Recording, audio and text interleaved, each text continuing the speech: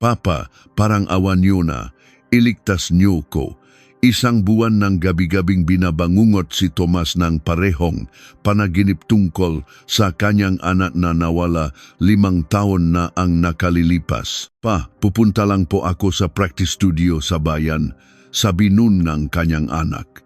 Ang nakangiting dalagang si Clara, 20 anyos, ay naglaho ng gabing iyon na parang bula. Malakas ang ulan, sira ang CCTV sa kanto, at walang sinumang nakakita. Sumuko na ang mapulis at maging ang makapitbahay, ngunit si Tomas ay hindi. Saan nga ba nagpunta si Clara? At anong katotohanan ang itinatago ngang paulit-ulit na panaginip na iyon? Bago magsimula ang kuwento, samahan niyo po kami sa pamamagitan ng pag-subscribe at pag-like. Gabi sa isang maliit na barangay malapit sa Angadam sa Bulacan. Nakaupo si Tomas sa kanilang lumang sopa sa sala at nagbabasa ng diaryo. Habang tutok na tutok sa bahaging pangnegosyo, napadako ang kanyang tingin sa orasan. 6:00 ng gabi, ang bunso niyang si Angela ay nasa kwarto. Rinig na rinig ang kaluskos ng lapis sa papel habang gumagawa ng takdang aralin. Maya-maya, may narinig siyang kumakalampag sa may pinto. Ang panganay niyang si Clara, isinusukbit ang kanyang piano keyboard bag at itinatali ang sintas ng sapatos. Sa edad na 20, isa ng ganap na dalaga at kolehiyala si Clara. Nag-aral sa Conservatory of Music, araw-araw siyang bumibiyahe papunta sa practice studio para mag-ensayo. Pa, punta na po ako sa practice studio. May lesson po kasi ako bukas. Ang boses ni Clara, gayang dati, ay malinaw at masigla. Ibinaba ni Tomas ang diaryo at tiningnan ang anak. Nakatali ng mataas ang mahaba at itim niyang buhok at may bahit ng kaba sa kanyang mukha marahil dahil sa lesson kinabukasan. O sige, mag-iingat ka. Ang sagot ni Tomas ay tila masungit, ngunit sa loob nito'y may pagtitiwala sa anak. 30 taon sa serbisyo militar, umabot hanggang sa ranggong koronel. Ang nga anak niya ang pinakamahalaga sa kanya. Lalong-lalo na nang pumanaw ang kanyang asawa dahil sa sakit 5 taon bago ang gabing iyon. Narinig niya ang pagsara ng pinto. Iyon na pala ang huling pagkakataon na makikita niya si Clara. Hindi pa alam ni Tomas noon kung gaano kahalaga ang simpleng paalam na iyon. Ang karaniwang eksenang iyon sa kanilang buhay. Lumipas ang 3 oras. Nang mag-alas 9 na ang gabi, nagsimula ng kabahan si Tomas.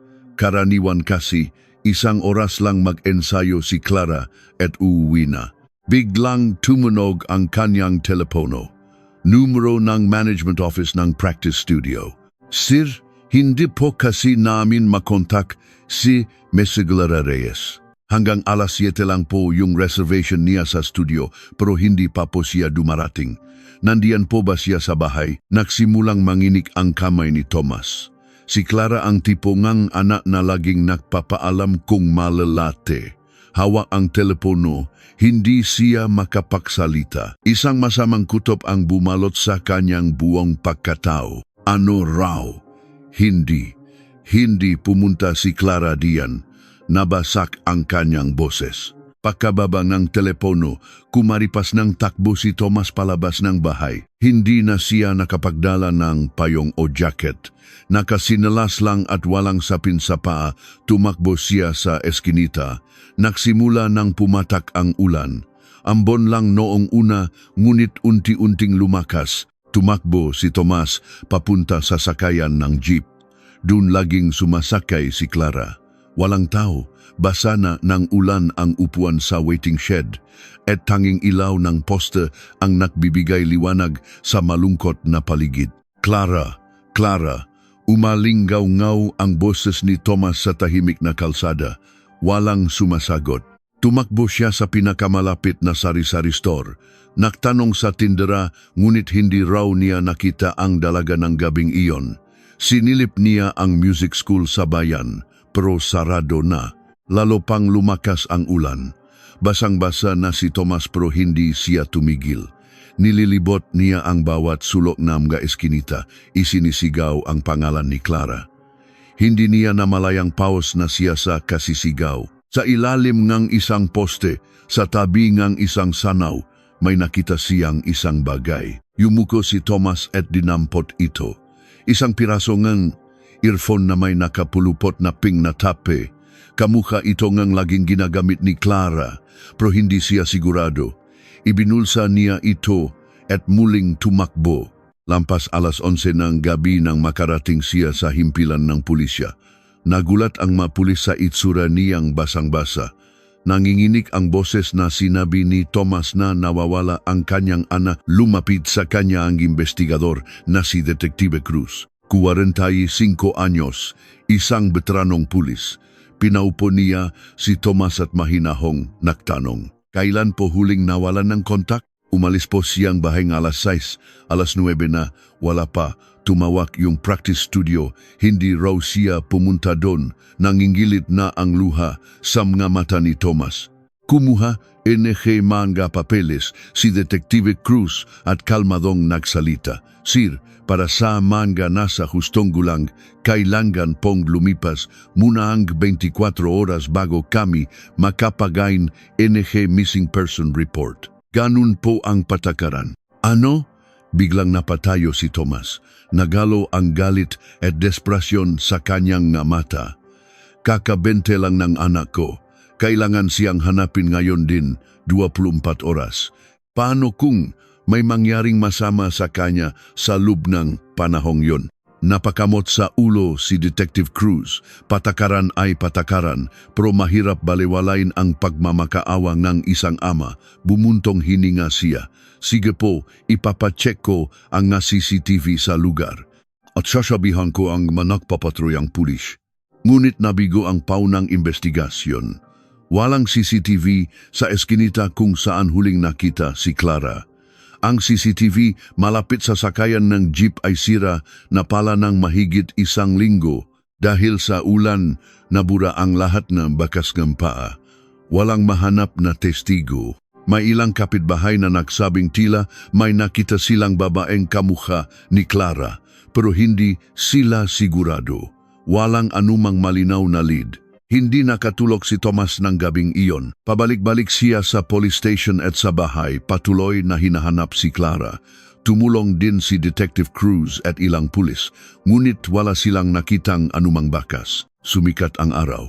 Tumila na ang ulan, ngunit makulimlim pa rin ang langit. Napaupo si Tomas sa kalsada. Namumula ang kanyang nga mata at basa pa rin ang damit. Hawak niya ang litrato ni Clara. Kuha ilang araw lang ang nakalipas. Napakalinaw ng masaya niyang ngiti. Clara, nasaan ka na, anak? Halos hindi na marinig ang boses ni Tomas. Ngunit sa loob nito'y naroon ang walang katapusang pihati at pananabik. Ganun nagtapos ang unang araw ng pagkawala ni Clara. Walang nakakaalam na abutin pala ito ng 5 taon. At walang nakakaalam kung gaano kalaki ang pagdurusang haharapin ni Tomas at Angela sa loob ng mahabang panahong iyon. Naging isang malaking misteryo ang kaso. Walang lead, walang testigo. Si Clara ay tila naglahong parang usok. Ang tanging naiwan kay Tomas ay ang huling paalam ng kanyang anak. Pa, punta na po ako sa practice studio. Paulit-ulit iyong tumatakbo sa kanyang isipan ang simpleng hapong iyon. Ngayon niya lang napagtanto kung gaano kahalaga, pero huli na ang lahat. 5 taon ang lumipas. Ang nga missing poster na idinikit ni Tomas noon ay kupas na at naninilaw. Ang nga punit-punit na papel ay bahagya na lang nakakapit sa mga poster. Maging ang litrato ni Clara ay malabo na, halos hindi na makilala ang kanyang mukha. Nagbago na rin ang tingin ng matao sa barangay. Noong unang taon, lahat ay nakikiramay at gustong tumulong.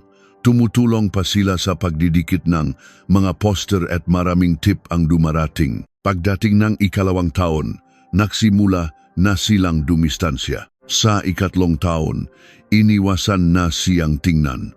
Ngayong 5 taon, kapag dumadaan si Tomas, umiwas na ang matao, tila isang pabigat sa kanilang kalooban. Lubos na ring nagbago ang buhay ni Tomas. Pagkawala ni Clara, nakretiro siya agad sa militar. 30 taon ng serbisyo at isa sa mga pinakamabilis na napromote bilang koronel. Siya ang nangunguna sa kanyang henerasyon at abot kamay na sana ang pagiging general. Ngunit tinalikuran niya ang lahat. Anong klaseng sundalo ako kung sarili kong anak? Hindi ko mahanap. Nang ipasa niya ang kanyang retirement papers, tinanong siya ang kanyang superior. Sigurado ka ba, hindi mo pagsisisihan ito? Yumuko lang si Tomas. Sa loob ng 30 taon, hindi siya tumigil sa pagtatrabaho, ngunit para sa kanya, walang mas hihigit pa sa paghahanap sa kanyang anak. Si Angela naman ay malaki na.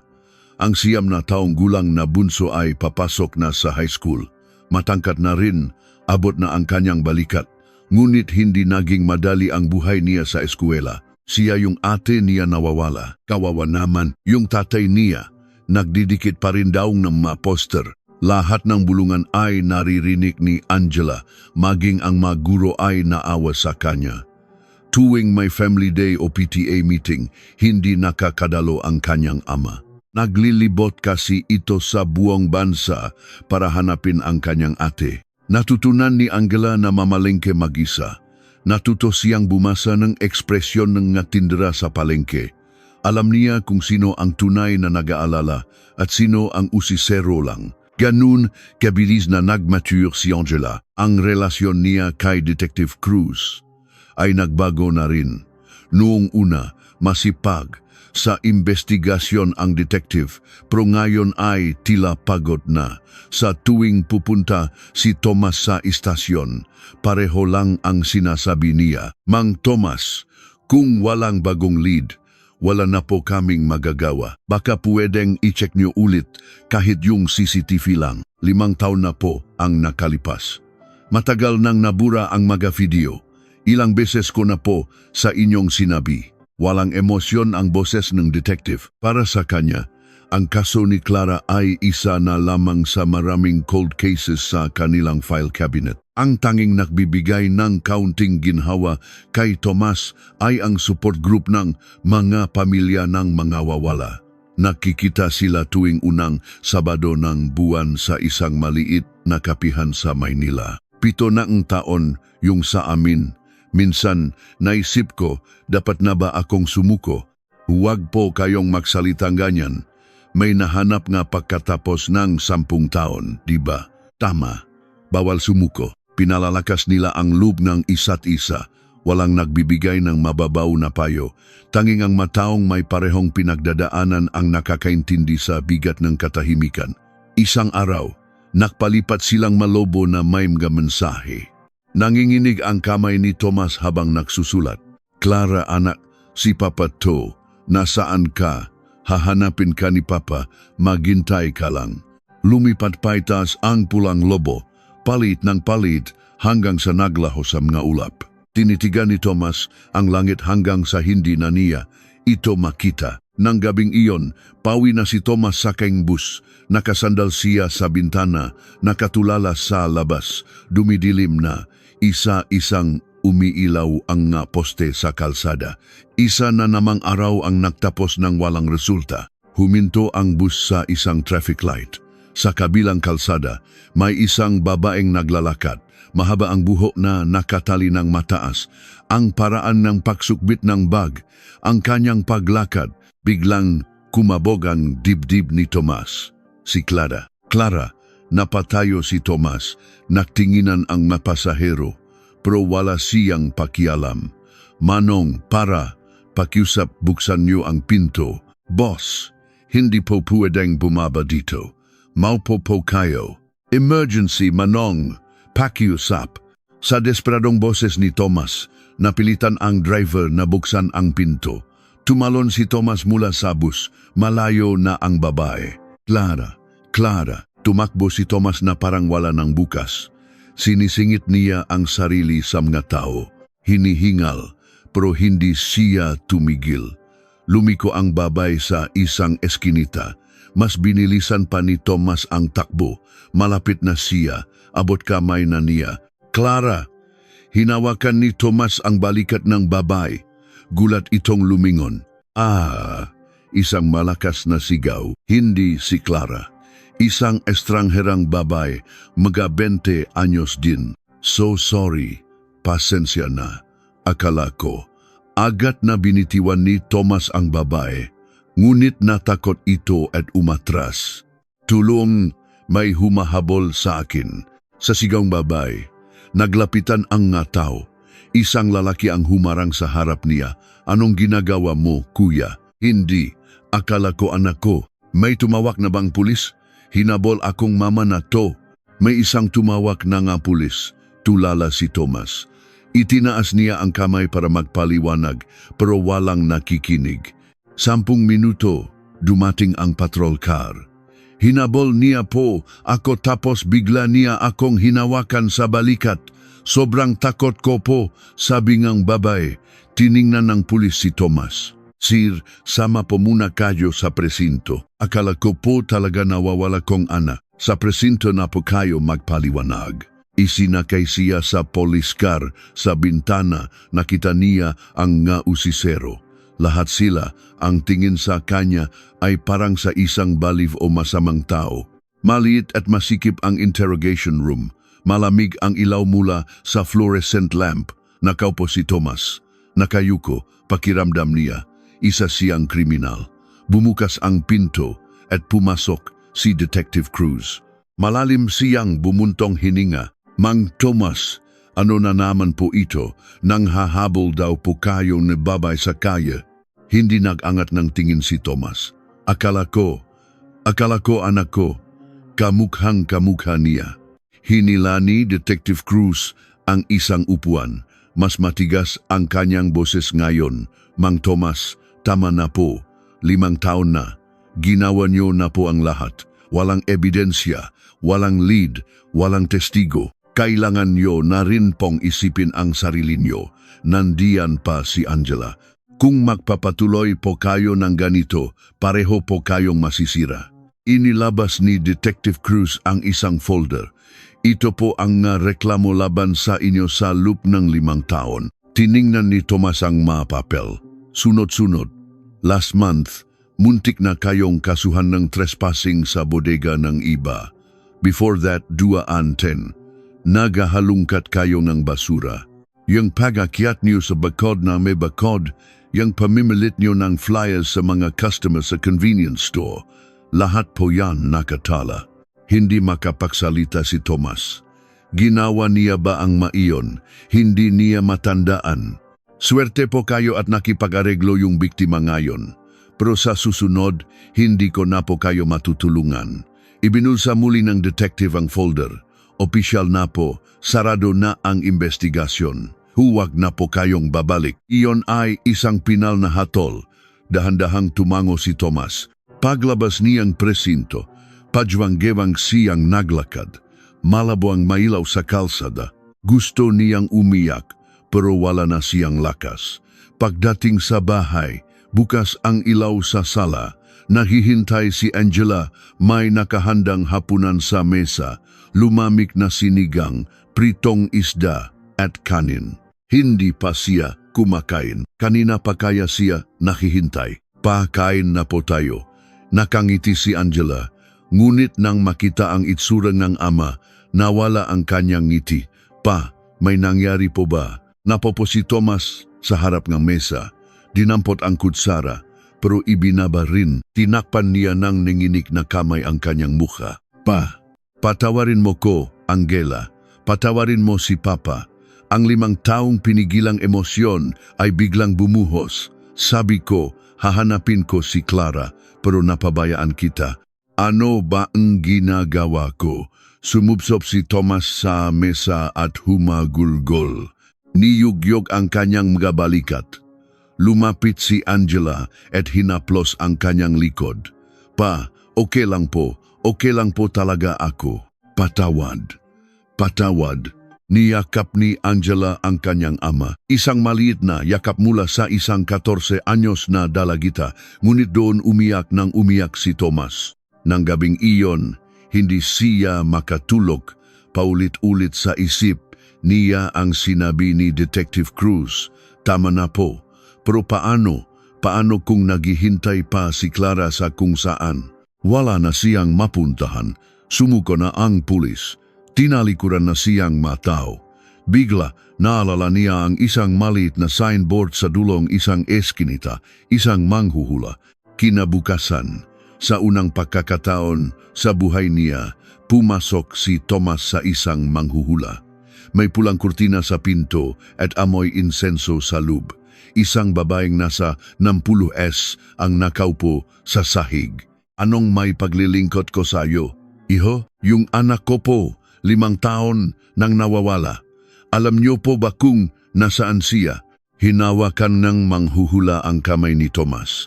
Pumikit ito at bumulong. Tubig, malapit sa tubig.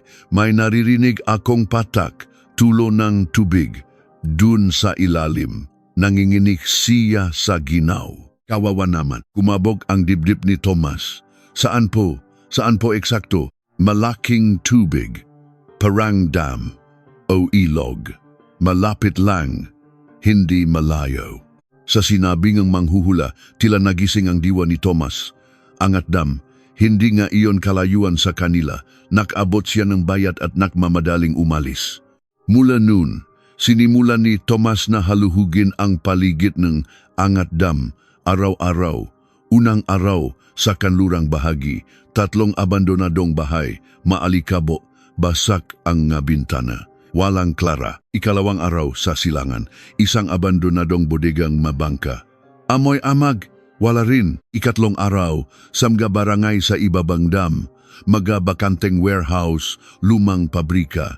Tinanong niya ang mga residente, may nakita po ba kayong kahina-hinalang tao 5 taon na ang nakalipas? Baka may kasamang dalaga. Naku, di ko matandaan, sir. Mataga rito lang naman ang nakatira dito. Kilala namin lahat. 4, 5, 6 na araw. Patuloy siyang nahanap. Puno ng putik ang sapatos niya, basang-basa ng pawis ang damit. Ngunit wala siyang nahanap. Pagkatapos ng 1 linggo, napopo siya sa isang bench sa tabi ng dam. Sa harap niya, payapang umagos ang tubig. Nakreflect ang papalubog na araw sa ibabaw nito. Napasabunot si Tomas sa sarili. Ano ba ang ginagawa ko? Naniwala siya sa isang manghuhula. Siya na isang rasyonal na sundalo, ngayon ay nagpapadala sa sabi-sabi. Tama kaya si Detective Cruz. Kailangan na ba niyang tumigil? Nang gabing iyon, nanaginip si Tomas. Isang madilim na lugar, walang kahit anong liwanag. Sa gitna ng dilim, may malabong asul na bagay. Parang isang malaking tangke, pero hindi malinaw ang hugis. Sa itaas, may tunog ng tumutulong tubig. Tok, tok, tok. At sa malayo, may mahinang vibration, parang tunog ng musika o makina. At ang pinakamalinaw sa lahat, ang boses ni Clara, Papa, tulungan niyo ko, paulit-ulit. Sumigaw si Tomas sa panaginip. Clara, nasaan ka? Papunta na si Papa. Pero walang sagot, tanging ang patak ng tubig at ang mahinang ugong. Minsan, may aninong dumadaan. Anino ng isang matangkat na lalaki. Pero hindi makita ang mukha. Nang susundan niya ang anino, biglang lumiwanag ang paligid. At nagising siya. 3:00 ng madaling araw. Kinuha niya ang isang notebook mula sa drawer. Nanginginig ang kamay.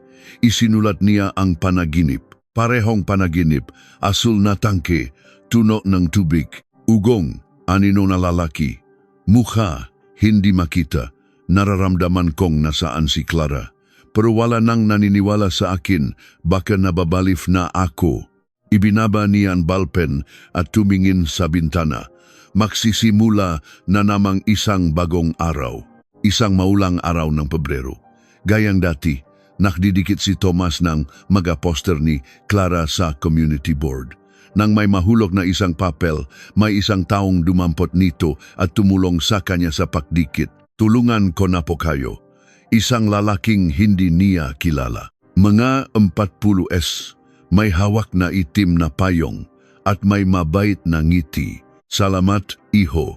Ang dami kasi nito. Tahimik na tinulungan ng lalaki si Tomas. Maingat ang pagdikit niya, tinitiyak na walang lukot. Sa unang pagkakataon, sa loob ng matagal na panahon, nakaramdam si Tomas ng kaunting ginhawa. Benji po pala. Nakikita ko po kasi kayo palagi ritong nagdidikit. Inilahat ni Benji ang kamay.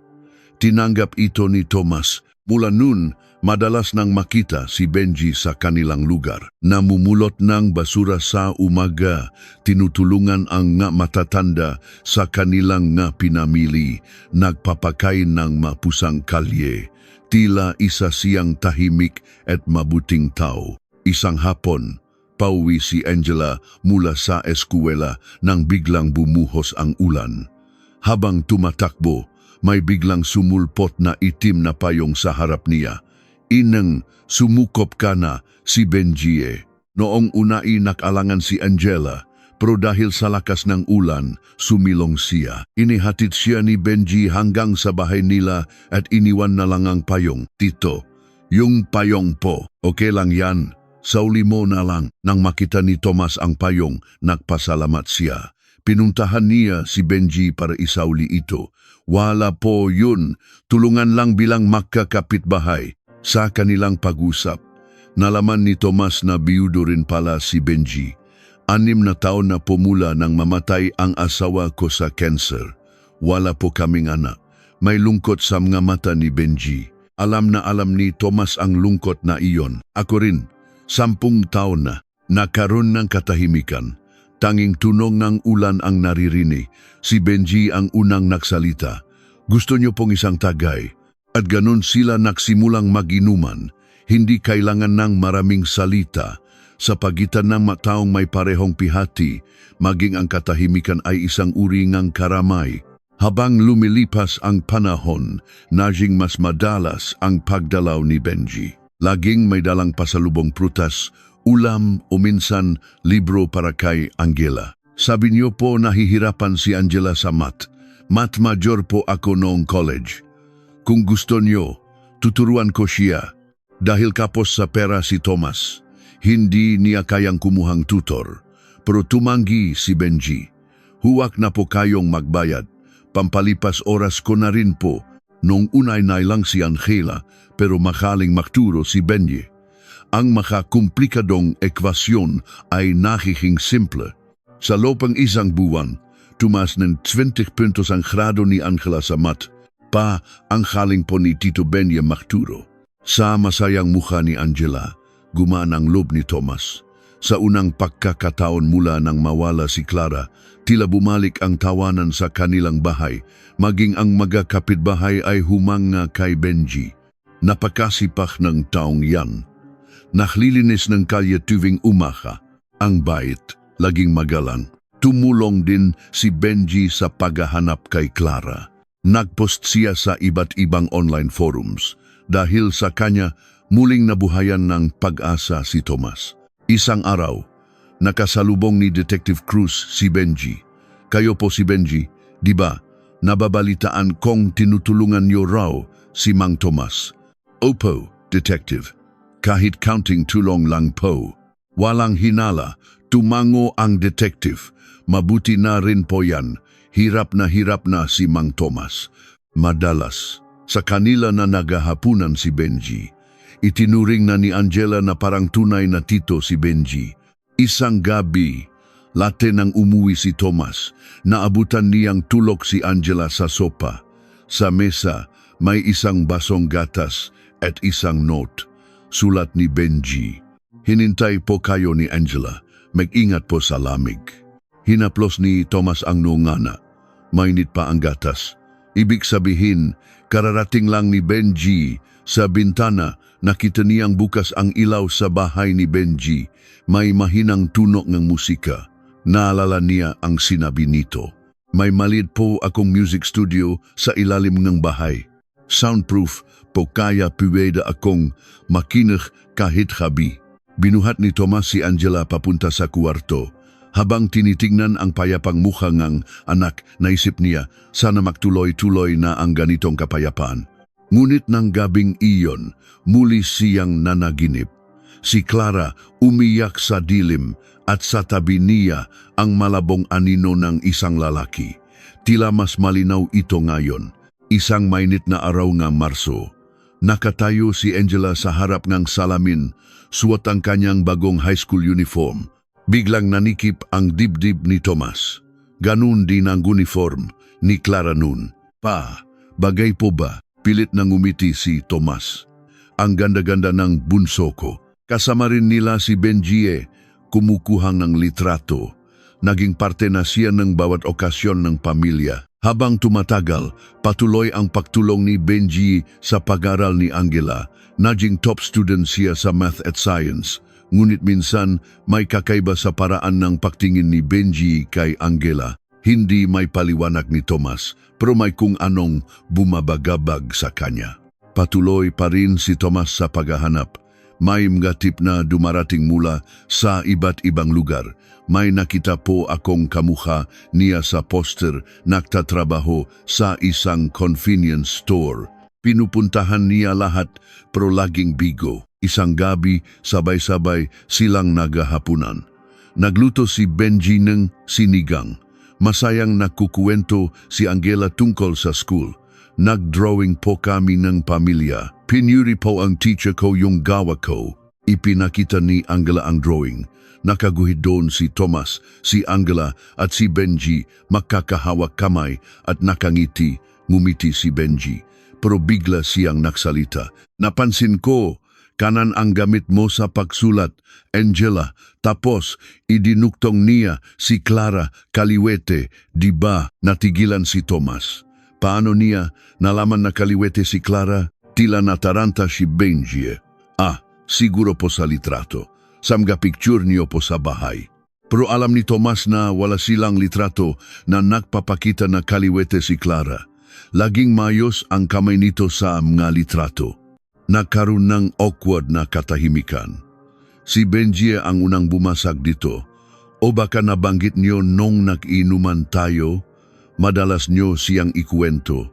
Diba, hindi matandaan ni Tomas na nabanggit niya iyon. Tahimik na lang na kumain si Angela. Mabilis na nagiba ng topic si Benji. Ngunit sa isip ni Tomas, naitanim na ang isang butil ng pagdududa. Paano nalaman ni Benji na kaliwete si Clara?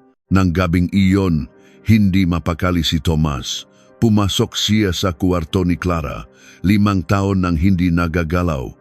Binuksan niya ang drawer at kinuha ang diary nito. Kitang-kita ang sulat kamay ng isang kaliwete. Pa, anong ginagawa niyo? Nasa pinto si Angela. Wala, anak. Naalala ko lang ang ate mo. Umupo si Angela sa tabi niya. Pa, sa tingin niyo po, kilala ni Tito Benji si ate. Nagulat si Tomas. Bakit mo naman nasabi yan? Ewan ko po. Minsan, pag napag-uusapan si ate, kakaiba yung itsura niya. Parang may alam siya na hindi niya sinasabi. Haplos ni Tomas ang buhok nga anak. Baka dahil lang yan sa daming nire-research niya para sa atin. Pero hindi na mapalagay si Tomas. Sa bintana, nakita niyang may ilaw sa bahay ni Benji. Galing sa bintana sa ilalim ng bahay. Walang tunog ng musika. Sino ka ba talaga, Benji? 9:30 ang gabi. Pauwi na si Angela mula sa review center. Madilim ang eskinita. Nang mapadaan siya sa tapat ng bahay ni Benji, natigilan siya. May narinig siyang kakaibang tunog mula sa may daanan papunta sa ilalim ng bahay. Noong una, akala niya ay hangin lang. Pero nang pinakinggan niyang mabuti, tila boses ng taong umiyak. O mas tamang sabihing pinipigilang pagiyak. Mabilis na tumibok ang puso ni Angela. Dahan-dahan siyang lumapit. Biglang may tunok na kalampag. Tunok ng metal na pinto na isinara. Pagtingin niya, wala ng tao, nawala na rin ang tunok. Pagdating sa bahay, nagdalawang isip siya kung sasabihin sa ama. Pero ayaw na niyang dagdagan ang problema nito. Baka guni-guni ko lang yun. Kinabukasan, nag-uusap ang mga kaklase niya. Uy, yung bahay daw diyan sa inyo na may bodega, may multo raw. Oh, may naririnig daw na babaeng umiyak sa gabi. Narinig ko rin yun. Nakakatakot. Hindi lang pala siya ang nakarinig. Totunga, nang hapong iyon, dumating si Benji para sa kanilang tutorial. Pero ngayon, nailang na si Angela. Hindi siya makatingin ng diretso. Angela, may problema ba? Mukha kang pakot, tanong ni Benji. Wala po, inaantok lang. Nang tapikin siya ni Benji sa balikat bago umalis, bigla siyang kinilabutan. Nang gabing iyon, muling nanaginip si Tomas. Mas malinaw ngayon. May mahinang ugong at tunog ng kumakalaskas na metal. Sumisigaw si Clara. Papa, hanapin yon ako. Nagising siyang pawis na pawis. Panaginip lang, sabi niya sa sarili. Si Angela naman, hindi makatulog. Binalikan niya ang bahay ni Benji, dala ang phone, nag-record siya. Pag-uwi, pinakinggan niya ito. Sa umpisa, wala, pero nang lakasan niya ang volume, may narinig siyang napakahinang boses. Pa. Nanginig ang kamay ni Angela. Paulit-ulit niyang pinakinggan. Sigurado siya may nagsabing ang papa. Si ate kaya to, o guni-guni ko lang. Muli, hindi niya sinabi sa ama. Ayaw niyang umasa ito sa wala. Kinabukasan, lalo siyang nakduda. Nakpasya siyang mag-imbestiga. Gabi-gabi, itinatala niya ang kilos ni Benji. Kailan ito umuuwi, kailan bumubukas ang ilaw sa ilalim ng bahay, kailan niya naririnig ang matunok, kailangan niya ng ebidensya. Nagsimulang kumalat ang sismis sa barangay tungkol sa tumatawang multo. Isang matandang lalaki ang nakarinig daw nito, isang tunok na parang tawa at iyak. Ang tunok lang iyon ng isang lumang water pump na umaalingaw-ngaw sa eskinita. Ngunit mas naniwala ang gimataw sa kwento na multo. Narinig din ito ni Tomas at Angela sa kani-kanilang kwarto, ngunit hindi nila ito pinag-usapan. Pakalipas ng ilang araw, biglang hindi na nagpakita si Benji. Unang araw, hindi siya dumating para sa tutorial. Pangalawa, walang tao sa bahay niya. Pangatlong araw, may 3 bote ng gatas sa labas ng pinto niya at hindi pa nakukuha ang diaryo. Nagsimulang kabahan si Angela. Bakit bigla siyang nawala pagkatapos niyang marinig ang mga tunog? Gabi-gabi, binabantayan niya ang bahay ni Benji. Sa ikatlong gabi, lumapit siya. Sa may hagdanan pababa, may nakita siyang nakasuksok sa isang sulok. Dinampot niya ito, isang piraso ng earphone na may ping na tape. Nanginig ang buong katawan niya. Ito ang earphone ng ate niya. Nang gabi ring iyon, nanaginip si Tomas.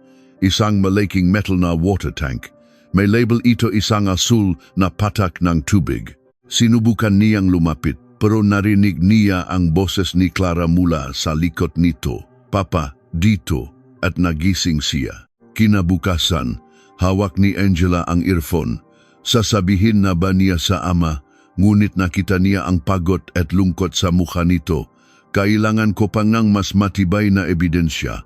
Ilang araw pa, nag-eersisyo si Tomas sa madaling araw. Napadaan siya sa bahay ni Benji. May kumislap sa may pintuan sa ilalim. Paglapit niya, bahagyang bukas ito. Basa ang sahig sa loob at may magaguhit, tila may mabigat na kinalatkad. Nang gabi, binalikan ito ni Angela. Napansin niya ang isang vent. 4 ang turnilyo nito, pero ang isa ay bago at makintab. May magagasgas, tila kararating lang hinigpitan. Bakit pinalitan ang turnilyo? Lahat ng piraso ay nakduduktong na sa isip ni Angela. Ang earphone, ang recording, ang bagong turnilyo, nakpasya siya. Bukas, sasabihin niya na ang lahat sa kanyang ama. Ngunit bago dumating ang umaga, gusto niyang kumpirmahin sa huling pagkakataon. 11:00 ng gabi, lumabas siya. Dahan-dahan siyang naglakad papunta sa bahay ni Benji. Hindi niya alam na ang gabing iyon ang magbabago sa lahat. Sa oras ding iyon, tinawagan ni Tomas si Detective Cruz. Detective, nakita ko kaninang madaling araw. May ilaw sa ilalim ng bahay ni Benji. Bumuntong hininga ang detective. Mang Tomas, hindi po sapat yan. Pakiusap. Lumuhod si Tomas habang hawak ang telepono. Maniwala po kayo sa akin kahit ngayon lang may water tank. Laging napapanaginipan ko. Nandun si Clara, sigurado ako. Sa desperasyon sa boses ni Tomas, pumayag ang detective. Sige po. Pupuntahan namin. Sumakay si Tomas sa police car. 6 silang pulis na tumungo sa bahay ni Benji. Samantala, nakarating na si Angela sa pinto sa ilalim. May nakasuksok na basahan. Nang amuyin niya, may amoy kemikal, parang bleach. Nakita niya ang isang maliit na pinto sa gilid bukas. Pumasok siya. Narating niya ang isang espasyo kung saan nakatayo ang isang malaking water tank. Bigla, may narinig siyang pahinga ng isang babae. Mahina, pero malinaw. Ate, bulong niya. May kumalampag na kadena. At isang napakahinang boses. Tulong. Sigurado na siya. Nandun ang ate niya. Ngunit bigla, may mayabag sa likod niya, si Benji. Bago pa siya makatakbo, tinakpan nito ang bibig niya. Shhh! Sakto namang dumating ang mga pulis. Puntahan niyo ang main door, kami sa likod. Utos ni Detective Cruz. Kumatok sila, walang sumasagot. Sa likod, nakita ni Tomas ang van na may bagong turnilyo. Biglang may sumigaw mula sa loob. Ah, boses ni Angela. Angela, sigaw ni Tomas. Pasukin niyo na, sigaw ni Detective Cruz. Sinira ng mga pulis ang pinto. Tumakbo si Tomas sa likod nila. Sa loob, nakita nila si Benji. Hawak si Angela. Mabilis siyang napasukong ng mga pulis. Niyakap ni Tomas ang nanginginig na si Angela. Lumapit ang mga pulis sa isang pader na gawa sa tabla sa tabi ng water tank. Pinaktulungan nilang sirain ito. Nang mabuksan, natigilan ang lahat. Sa isang napakaliit at madilim na espasyo, may isang babaeng nakakadena, si Clara. Clara, bulong ni Tomas. Nasilaw si Clara sa biglang liwanag. Hindi niya makilala ang mga tao. Sino po kayo? Paos niyang tanong. Lumuhod si Tomas sa harap niya. Anak, si Papato. Hinawakan ni Clara ang mukha ng ama. Dahan-dahan nanumbalik ang ulirat sa kanyang mata. Pa, at humagulgol siya. Niyakap siya ni Tomas. Napakagaan ng kanyang katawan, butot balat. Sa interrogation room, umamin si Benji. Nakilala ko po siya sa isang music event. Nagustuhan ko siya, pero tinanggihan niya ako. Kaya naisip ko, ito na lang ang paraan para makasama ko siya. Ginamit niya ang water tank at ang pader para gumawa na soundproof na kulungan. Lumapit siya sa pamilya para mabantayan ang investigasyon at para masigurong hindi siya mahuhuli. Sa labas, nanginginig sa galit si Tomas. Ang taong itinuring niyang kaibigan at pamilya ang siya palang may gawang lahat. Lumapit si Angela at hinawakan ang kamay ng ama. Dinala sa ospital si Clara. Malala ang kanyang malnutrition at vitamin D deficiency pero ligtas na siya. Kailangan niya ng pangmatagalang therapy. Binantayan siya ni Tomas buong gabi. Nang magising siya, umiyak siyang nagtanong, "Totoo po ba to? Hindi panaginip." "Totoo, anak. Umuwi ka na." Nang mabalitaan ng buong barangay ang nangyari, hindi sila makapaniwala. Ang mabait at matulunging si Benji ay isang halimaw pala. Sinampahan si Benji ang makasong kidnapping at illegal detention. Sa korte, narinig ni Tomas ang hatol, 5 taong pagkakakulong, katumbas ng 5 taon na pagdurusa ni Clara, isang malaking insulto. Ngunit tapos na, lumipat ng bahay ang pamilya. Isang maliit na bahay na may malaking bintana at hardin, at higit sa lahat, walang madilim na bodega sa ilalim. Dahan-dahan, sinimulan nilang buuin muli ang kanilang mga buhay. Si Clara ay nagsimula ng therapy. Si Angela ay bumalik sa pagiging masayahing teenager. Si Tomas naman ay sumali sa mga support group. Tinutulungan ang ibang pamilyang nawawalan ng mahal sa buhay. Ibinabahagi ang kanyang karanasan at pag-asa. Nagpasya si Clara na mag-aral para maging isang psychologist. Gusto ko pong tulungan ang mga taong katulad ko, lalo na ang mga bata. 1 taon ang lumipas. Nagsimulang mag-intern si Clara sa isang child counseling center. Isang gabi, muling nanaginip si Tomas. Pero ngayon, wala nang dilim, walang tunok ng tubig. Nakita niya si Clara nakangiti sa sikat ng araw. Pa, Puro masasayang panaginip na lang po sana ang mapanaginipan niyo. Nagising si Tomas. Binuksan niya ang bintana. Payapa ang gabi. Kinuha niya ang kanyang dream journal na sinulatan niya sa loob ng 5 taon. Sa huling pahina, isinulat niya, "Ngayong araw, titigil na ako sa pagsusulat sa diary na ito dahil wala ng bangungot na kailangang itala." Isinara niya ang journal. Sa labas, sumisikat na ang araw. Pumunta siya sa kusina para maghanda ng almusal. Nakita niya si Clara, nagbabasa ng libro sa kanyang kuwarto. Narinig niya ang mahimbing na pahinga ni Angela. Hindi perpekto ang lahat. May mga peklat pa rin. Pero makakasama sila. At unti-unti sila ay gumagaling. Binuksan ni Tomas ang kurtina. Pinapasok ang liwanag ng araw sa kanilang bagong tahanan. Ang simpleng buhay iyon na ang pinakamahalaga sa kanya ngayon. Salamat sa inyong pakikinig. Kung saan man kayo nakikinig ngayon, mag-iwan po ng komento at babatiin namin kayo naway maging masaya at malusog ang inyong araw.